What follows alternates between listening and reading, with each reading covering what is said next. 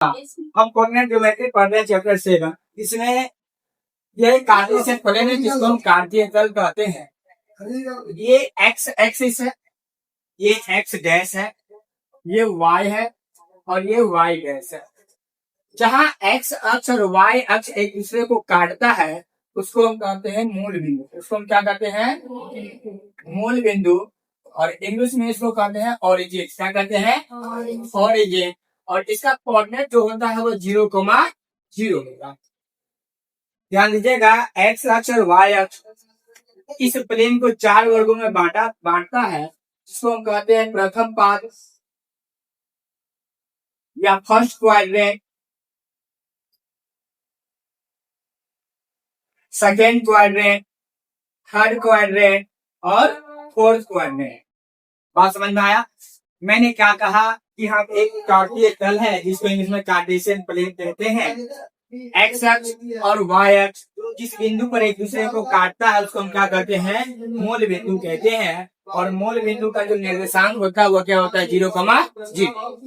इसको 4 वर्गों में 4 बांटा गया है। First quadrant, second quadrant, third quadrant और फोर्थ क्वाड्रेंट। कोई दिक्कत है? जिसको हिंदी में प्रथम पाद, द्वितीय पाद, तृतीय पाद और चतुर्थ पाद कहा गया है।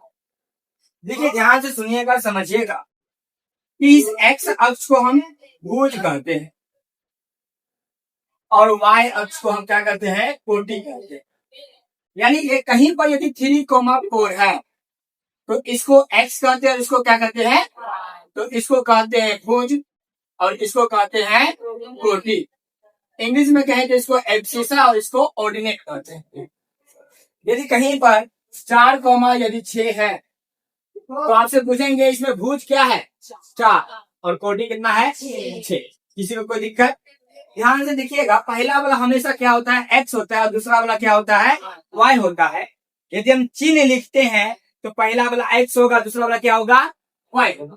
हम आगे बढ़ते हैं तो ये क्या होता है? प्लस होता है। ध्यान से सुनिएगा, समझिएगा। ऊपर जाएंगे तो वो भी क्या होता है? प्लस होता है।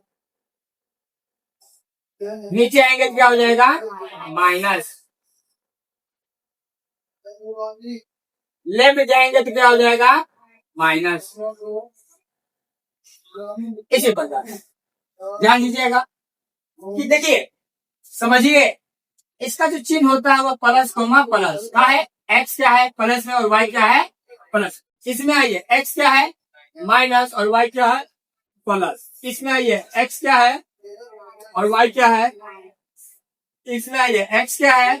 प्लस और वाई क्या है? माइनस। हम आपसे पूछेंगे कि प्रथम पाद यानी फर्स्ट क्वाड्रेंट का साइन क्या होता है? Plus plus. सेकेंड का क्या होता है? Minus plus. थर्ड का क्या होता है? Minus minus. और फोर्थ का क्या होता है? Plus minus. क्या किसी को कोई दिक्कत?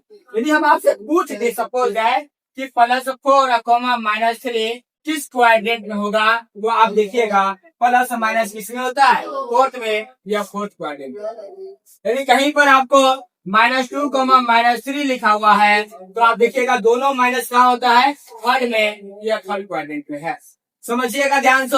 यदि कहीं पर 3, +2 है, यह किस क्वाड्रेंट में होगा? प्रथम पाद में यानी फर्स्ट क्वाड्रेंट में। क्या बात सबको समझ में आया? हम समझ गए कि प्लस प्लस कहाँ होता है? First quadrant. सेकेंड में क्या होता है? Minus plus. थर्ड में क्या होता है? Minus minus. और फोर्थ में क्या होता है? Plus minus. ऐसा आपके बोर्ड एग्जाम में पूछा भी जाता है कि +6, +2 किस चतुर्थांश में होगा? तो आप बोलिएगा प्रथम में।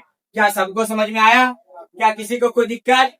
एक बात और है, एक्स अक्ष पर y 0 होता है और y अक्ष पर x 0 होता है।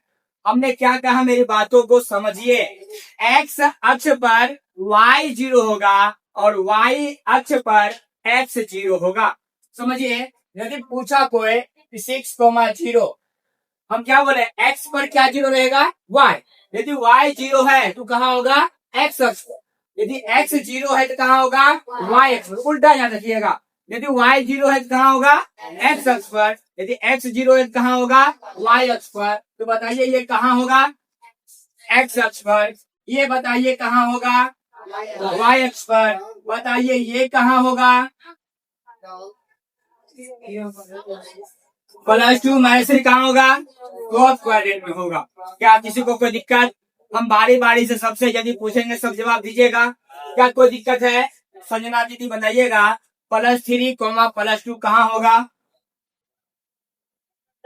बहुत सुंदर। अब बताइएगा सुमन -2, -3 कहाँ होगा?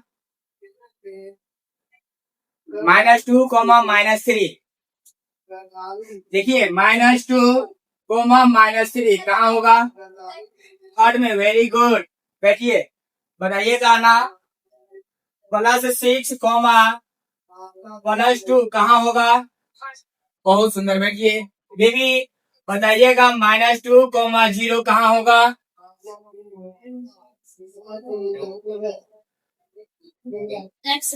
बहुत सुंदर। बैठिए हमने आपको बताया कि y0 होगा तो x पर और x0 होगा तो दीदी दीपाली बताइएगा 3, कहाँ होगा?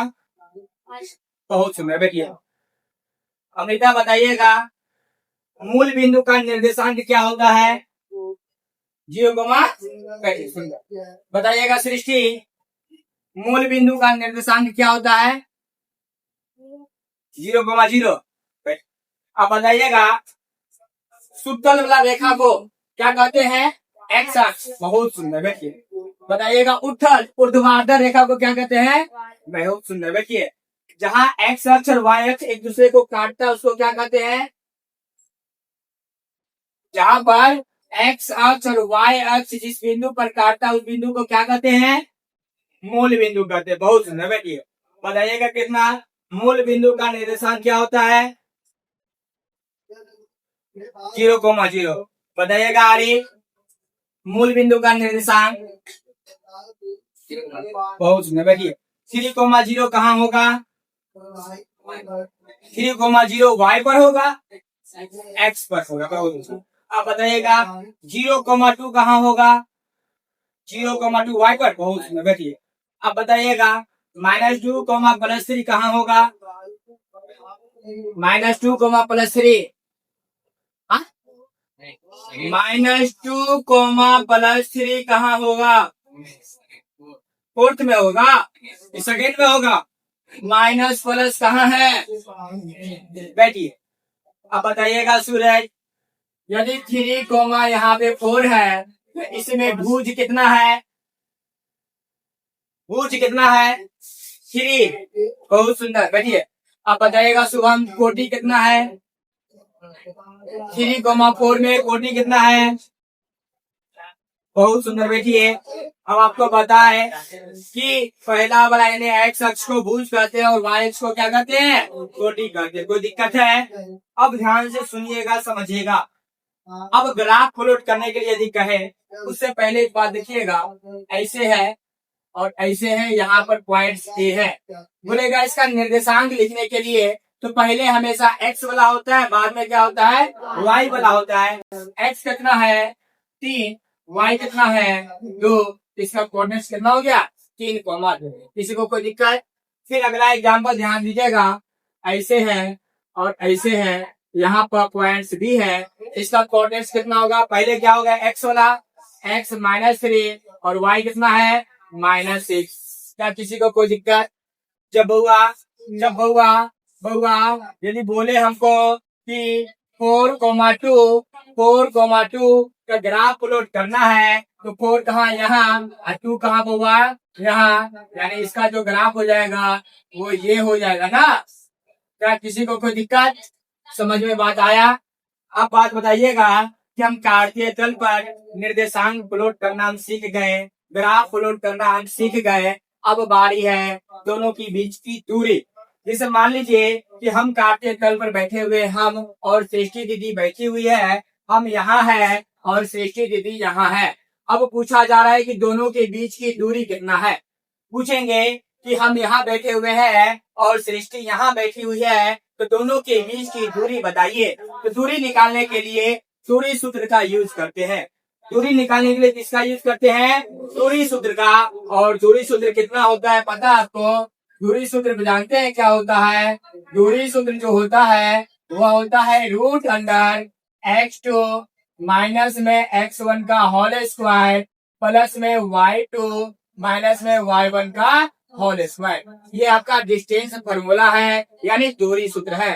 दूरी सूत्र क्या होता है बोलिएगा? रूट अंडर, बोलिए, x2 माइनस x1 का प्लस y2 माइनस y1 का। फिर से बोलिए, डिस्टेंस फॉर्मूला क्या होता है? रूट अंडर,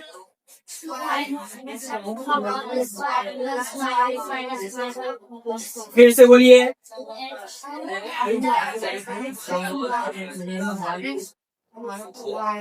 क्या सबको याद हुआ? डिस्टेंस फॉर्मूला यानी दूरी सूत्र जो होता है वो होता है root under x2 minus x1 का होल स्क्वायर प्लस में y2 माइनस y1 का होल स्क्वायर। क्या सबको याद हो गया? क्या होता है डिस्टेंस फॉर्मूला? फिर से बताइए, रूट अंडर,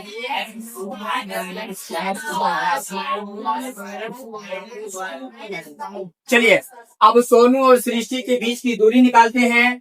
या सोनू का निर्देशांक ध्यान दीजिएगा कितना है? -3, -1 और सृष्टि का निर्देशांक कितना है? 3, 2। मान लीजिए आप किसी को भी x1 और किसी को भी y1 और किसी को x2 और किसी को y2 मान सकते हैं। चलिए हम इसको मान लेते हैं x1 और इसको मान लेते हैं y1, इसको मान लेते हैं x2 और इसको मान लेते हैं y2। हम आपसे पूछना चाहते हैं बेबी, x1 कितना है? y1 कितना है? x2 कितना है? और y2 कितना है? क्या इस सब वैल्यू को हम इसमें पुट कर देंगे, वैल्यू आ जाएगा? क्या किसी को कोई दिक्कत होगा? हम 2 मिनट का समय देते हैं, एक बार इसको पुट कीजिए और इसका आंसर